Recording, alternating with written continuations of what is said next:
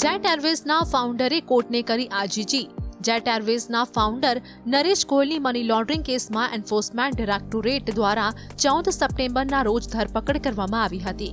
ત્યારબાદ ગયા મહિને નરેશ ગોયલ અને તેની પત્ની વિરુદ્ધ ચાર્જશીટ દાખલ કરવામાં આવી હતી। ત્યારે ગઈકાલે નરેશ ગોયલને પીએમએલએ કોર્ટમાં રજૂ કરવામાં આવ્યા હતા। તેમણે જજ સામે કહ્યું કે જેમણે જીવનની દરેક આશા ગુમાવી દીધી છે, આવી સ્થિતિમાં જીવવા કરતાં જેલમાં મરવું સારું છે। હાલ તેમની ખરાબ તબિયતને ધ્યાનમાં રાખીને કોર્ટે તેની સંભાળ રાખવા અને તેમને શક્ય તમામ મદદ પૂરી પાડવાનો આદેશ આપ્યો હતો। આપને જણાવી દઈએ કે કેનરા બેંકમાં 538 કરોડ રૂપિયાના કથિત છેતરપિંડીના આરોપી નરેશ ગોયલ હાલ ઓથર જેલમાં ન્યાયિક કસ્ટડીમાં છે। નરેશ ગોયલ જે થોડા વર્ષો પહેલા કરોડો રૂપિયામાં રમી રહ્યા હતા, તે આજે જેલમાં સળિયા પાછળ છે। નરેશ ગોયલ એક સમયે 300 રૂપિયામાં કામ કરતા હતા।